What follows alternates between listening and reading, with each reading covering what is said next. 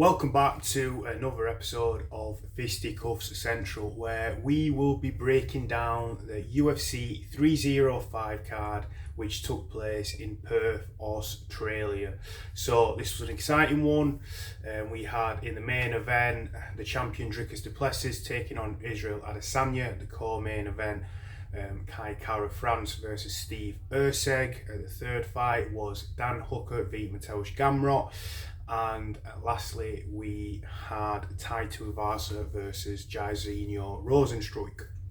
So, before I get into those four fights, I would like to give a quick shout out to Carlos, or what was his name? Or the other dude that fought, the first guy on the card.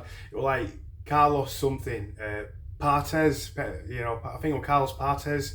I mean, that guy against Li Jingliang, that guy was an absolute stud. Like, what a striking performance, the accuracy, the speed, the power to knock out Li Jingliang like that. I mean, if you didn't catch that, honestly, go watch the highlights, because it was a beating. Like, it must have dropped him like 4 or 5 times. It was pretty brutal, but it was pretty awesome to watch, Maybe not so much if you're a Li Jingliang fan, but if you're a fight fan, that was fucking fun. So I think it was Carlos Prates, or Prates, it might have been Prates actually, Carlos Prates, that sounds a bit better. So that dude is one to watch in the welterweight division. Now, getting that out of the way, let's get into the fights that I actually previewed, starting with Dricus du Plessis and Israel Adesanya. In this one I picked Dricus du Plessis, and it kind of went down the way that I thought it would do. I didn't think that Dricus would gas as much as he did, but then again, he always seems a little bit gassed, but still has that fuel in the tank. And Izzy had a lot of good success in the third and early fourth round. The first and second I definitely give to Dricus. I think he did more, secured some takedowns, landed some pretty big shots at times too. Maybe even stunned Izzy with a couple of shots as well. It wasn't too hurt, but he definitely got his attention. Dricus is so unorthodox in his technique. He literally lunges forward in a similar way that Robert Whittaker does, but he does it with like more Superman style points, I want to say. Like when Rob does it, it's kind of like a hook. He'll kind of jump forward and he'll kind of like hook around, whereas with Dricus, he's kind of just like going straight to the moon. It's a very unique style, that's for sure, and a lot of people called it like drunk man brawling and all this kind of stuff, but I like it. I think it's fun. His kicks are actually pretty good and they're quite quick. He's got quite crisp technique on them, and for such a bulky guy, it's not something that you really expect to see. There's not many fighters that are able to do that. I previously said Cyril Gane is rather excellent, with his technique for such a big guy, and I think he's still right up there in terms of the bigger fighters that are able to have immaculate technique. But Dricus is up there, and the one thing that Cyril Gane doesn't have, what Dricus does, is a well-rounded skill set. So finishing Israel Adesanya by submission in such a weird takedown as well, the way that he scrambles as well, he just kind of like goes for the ankle picture, drags you to the floor. He's so unorthodox, but it's clearly very effective, beating Whittaker, Strickland and Adesanya. Arguably the 3 best middleweights in that division apart from himself. I mean, they are the 3 former champions of that weight division that are currently active at high ranking. I'm sure you could remember, say, Chris Weidman or something like that. If you go further down the rankings, I'm not sure if he's still competing at 185 actually, or if his last fight was at 205. But regardless, the point being, they are the most recent former champions in that division, and he's beat them all. And it's not like Whittaker or Strickland have lost it. They've showed that in the recent performances. Whittaker's looked like an absolute stud again, as he always does. He loses, mounts a comeback. Strickland looked good against Costa. A lot of people criticised him, but I thought he shut Costa down. Costa wasn't able to do anything, and he still was able to beat Costa, and so was Dricus.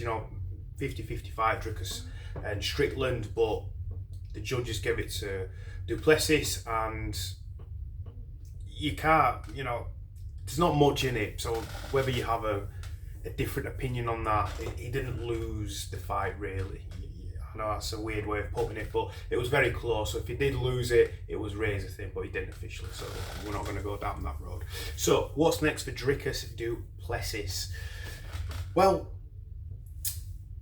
I think even though it's quite clearly Strickland, according to what's been said, I think there's still a bit of room for a switch up. If Hamzat versus Whittaker, one of those two, they put a spectacular performance on, and that fight isn't scheduled, and there's a date set in place with a location, I think you could potentially see one of them fill that spot. It's all depending on the performance, what happens, whether Hamzat even shows up with how inconsistent he's been.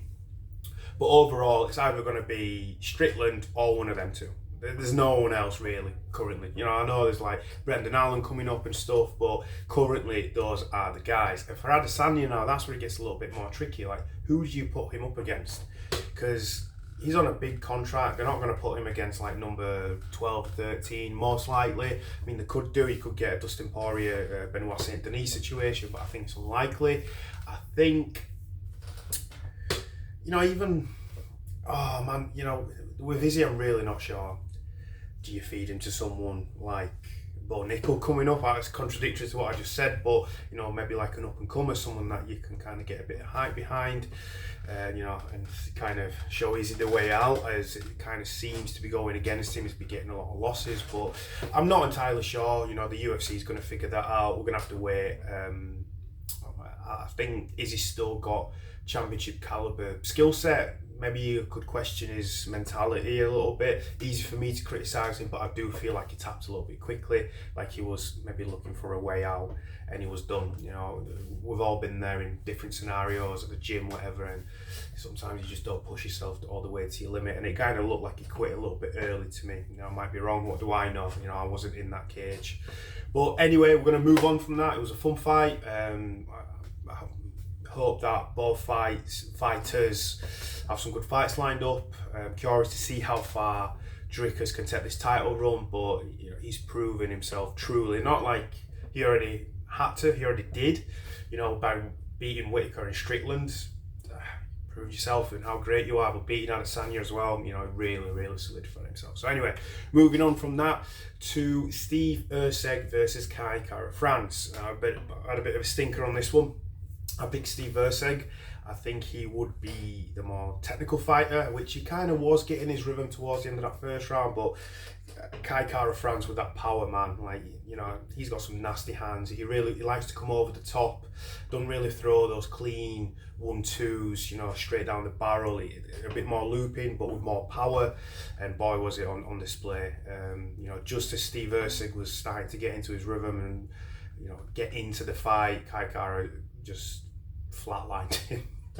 Completely put him on his ass, and it wasn't lights out, but it might as well have been. It was completely incapacitated, and it was game over. You know, fair play to the guy. He's definitely going to get a title shot next. I feel quite confident in saying that against Pantoja. Definitely deserves it. There's no one else currently that would be in that conversation for me. So that's definitely where Kai Kara goes against Alejandro Pantoja, which will be a fun fight. I don't know how that one goes. I think both fighters are similar, but I definitely give Pantoja the advantage just because of the fact of how well-rounded he is in his ground game. With Steve Erceg, I'm not 100% sure. There's countless possibilities at flyweight for him. I think a fun fight potentially could have been like Mikhaev if he was still around, but fortunately he's left. So yeah, I guess we're going to have to see what happens with Steve. Not 100% sure. I still think he's highly technical. He's a brilliant fighter, and he has a future in this division. He just kind of needs to maybe take some downtime, you know, reconfigure it a little bit and get back after it, and I'm sure he can do that. So moving on to the next one. This one stings a little, but at the same time, I'm not even mad at it. Mateusz Gamrot versus Dan Hooker. God, I had a bit of a stinker on my predictions. I only got one out of the 4 that I predicted this week. And it happens, right? And Mateusz Gamrot unfortunately lost a very close split decision to Dan Hooker. Now, I'm a big fan of Dan Hooker, what MMA, UFC fan isn't. So at least it went to a fighter that I really like. and I can forgive that. You know, round 1 definitely went to Gamrot, and round 2 and 3 were pretty close. Well, I say round 1 definitely went to Gamrot. He did actually get dropped right at the end of it, so I don't feel like he was fully that hurt. You know, it was a bit wobbled. He got to his feet, and he was able to get his foot in front, under himself, and so maybe I could see how some could score it for Hooker. I just feel like the dominance and the damage that was done by Gamrot in that first round was enough. In that second one, it was pretty closely contested, and same in the third. Dan Hooker did a pretty good job of getting back to his feet, not being controlled, and then actually landing strikes, and he didn't fatigue himself. It actually looked like, to me, like Gamrot was more fatigued from the wrestling because of the fact that Hooker was able to get up rather easily, and that must have been quite discouraging. And Gamrot had to rely on his striking more, which actually didn't look too bad. It's not like the sharpest or anything in the division. He's not really known for that, but it was decent. There was definitely an improvement. Like, I even saw that briefly in the Rafael Vaziev fight, where he wasn't he was getting beat, but he wasn't getting outclassed. You know, where you're looking at that caliber striker, is like Hooker is one of the better strikers in the division, beating Jalen Turner. You know, the durability and the conditioning of the man is definitely one of his strongest assets. Obviously, his technique and how long he is able to really get you on the end of those punches. Got great hooks, like the hook that dropped Gamrot. So really happy for him. You know, kind of sucks for Gamrot. I was hoping that he'd have a better display, but at the same time, even if he would have won that fight with that performance, I just couldn't see him challenging Sarukian even. Never mind Islam, even though he beat Sarukian, I think Sarukian's evolved a little bit. And I honestly feel like Gamrot's regressed in some senses. You know, when I watched that fight against Sarukian, his chain wrestling was on point. The way that he was able to time and mix the striking with the wrestling, he's become so one-dimensional. He's tried to just overemphasize the wrestling, and I think it's been detrimental to his progression as an MMA fighter. And I think in the last few fights, he's actually got worse. I think he peaked against Sarukian in that fight. You know, even with the wrestling, I don't really know what's happened. You know, he's about to turn 34. Some fighters do peak earlier, potentially. Have we seen the best of Gamrot? I hope not, but I am a little skeptical now in where he's going to go. I really believed he was going to challenge for the title. I'm not quite confident that he will do now. We're going to find out. I think a fun fight for him would have actually been someone like Chandler. You know, moving forward, obviously I know Chandler's probably going to get a much bigger fight than that. I'm not sure. I'm not really sure who to match him up against currently. Paddy Pimblett potentially. You know, I think Paddy's creeped into that. I think they're actually quite similar fighters to some degree. Not too great on the feet, good ground game. Maybe not that similar. I'd say Mateusz is more ground and pound, whereas Paddy is more of a submission specialist. So they do differ in that way. And to be honest, Mateusz is better with his hands a little bit, whereas Paddy's better with his feet. So maybe that's a crap analogy there. But yeah, I think it could be a fun fight for Dan Hooker. I think Charles Oliveira, I've seen this online. Blonde tatted guy versus blonde tatted guy. Let's go. That's the fight to make. That's the fight the fans want to see. It'll be a good scrap. They're going to go out there and try to take each other's heads off. I think Charles will actually stand with Hooker. And, you know, Charles technically on the feet is actually really, really good. He's so clean and crisp, as is Hooker, and I think that makes for a fun matchup because Oliveira's going to try walking down and Hooker's not going to say no to a scrap. So UFC, Dana White, make that fight. Right, moving on to the last fight that we're going to cover, Tai Tuivasa versus Jairzinho Rozenstruik. And this one, it was a good fight. You know, the judging was a bit dodgy with someone giving it, that block, the judge that was dismissed after giving a 30-27, which I believe is unprecedented in the UFC, but I'm happy to see it. And when you see a decision like that being made against a fighter, and you know there's bigger fights to come on the card, I applaud the UFC for that. It's something that's very, very rare. Like I say, it's unprecedented. It's not happened before.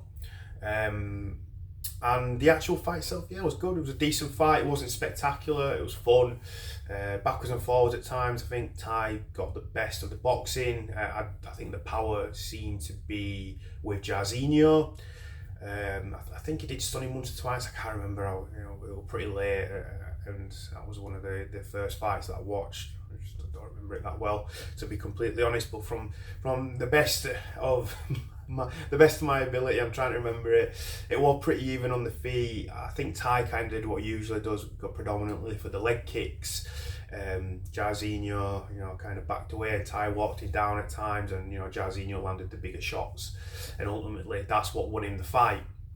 Whether both guys go, Ty is in a really difficult position now. I think that's 4 or 5 losses in a row. That is just tough. God, he needs to start winning a fight or two, or he's going to end up being cut from the UFC. And he's only young. He's only like 31 or 32 years old for a heavyweight.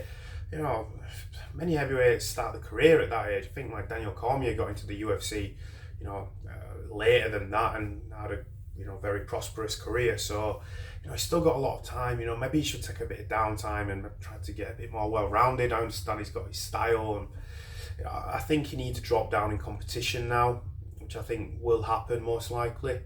Could see him even fighting someone outside of the top 15, which I would be mad against. He's a good dude, but for me as well, I remember during the fight thinking that he looked a little bit shook. He just didn't look quite like himself. Looked a little timid to really, push forward and let go of the hands like we've seen in the past. There seemed to be something lacking for me, maybe a bit of ferocity, maybe confidence. I'm not exactly sure what it was, but he just wasn't quite there. Whereas Jairzinho's good, he's traded wins and losses, not quite as bad of a loss streak as Tuivasa, but he's definitely had his fair share of losses since losing to Ngannou back in 2020. So with himself, I'm not 100% sure where he's going to go from here. I don't really see him winning a title. Not to hate on the guy, I just don't think he's got a well-rounded enough skill set, and I think he would struggle in the likes of Tom Aspinall, or even let's say Alex Pereira came up. I think Alex Pereira would most likely beat him quite comfortably. I think Cyril Gane's already beat him, and I think he'd beat him again. I think he kind of does what Rosenstruck does, but better without the power. I think Rosenstruck's definitely more of a knockout artist. Cyril Gane does lack a bit of that one-punch knockout ability. Not that I can't TKO people, TKO Spivak and Tuivasa, in his last few fights. So, don't want to shit on Gane. That's not what I'm trying to do. But yeah, I just don't see Rosenstruck challenging for the title. Just don't, it might prove me wrong, might sit with my egg on my face, but I don't think I will. So that pretty much wraps it up. Thank you very much for watching, and yeah, I'm just going to bounce. Enjoy your evening, and catch you next time.